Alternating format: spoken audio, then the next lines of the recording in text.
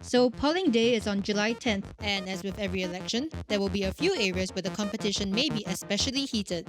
Here's why these three key locations are worth paying attention to in the upcoming elections. Sengkang GRC.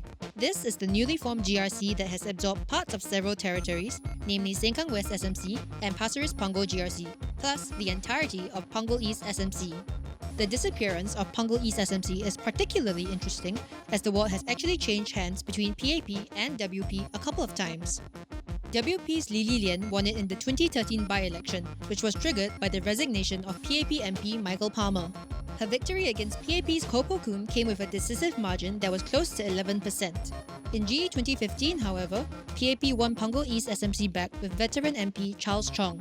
As an MP for 7 terms, he's one of the longest-serving politicians. Even so, it was quite a slim win for him, beating Li Lian by just a little more than 3%.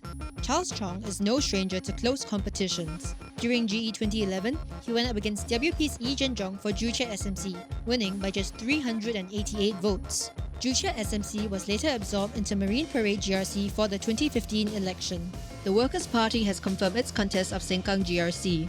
When it comes to this area, even Senior Minister of State for Health and Transport and MP for Sengkang West, Lam Pin Min, has acknowledged the fight PAP is in for with the opposition parties.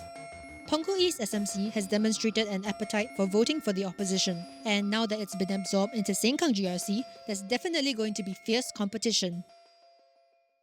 West Coast GRC. In the upcoming GE, Minister for Communications and Information S.S. Warren will most likely have to defend his ward against Tan Cheng Bock from the Progress Singapore Party.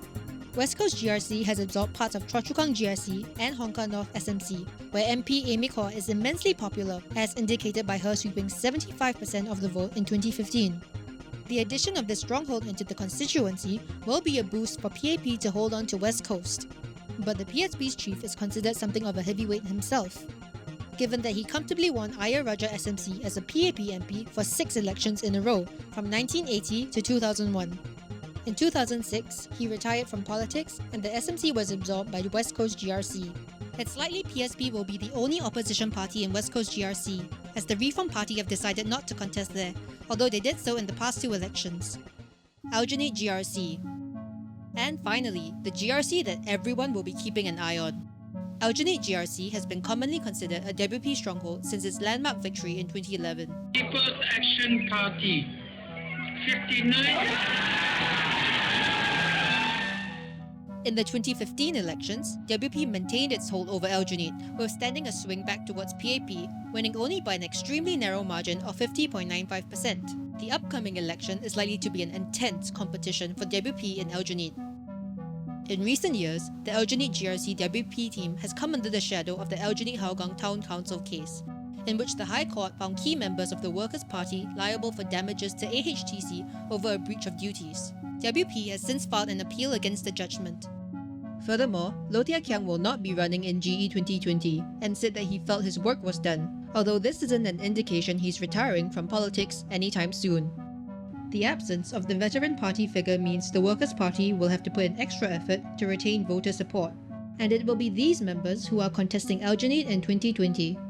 The lineup for the team that PAP will send to contest Aljunied this year hasn't been confirmed, but one potential candidate might be Alex Yeo, who was just revealed to be one of PAP's new running candidates. He was formerly the branch secretary for Potong Pasir SMC, which the PAP narrowly won with just 114 votes in 2011 against the Singapore People's Party's Lina Chiam.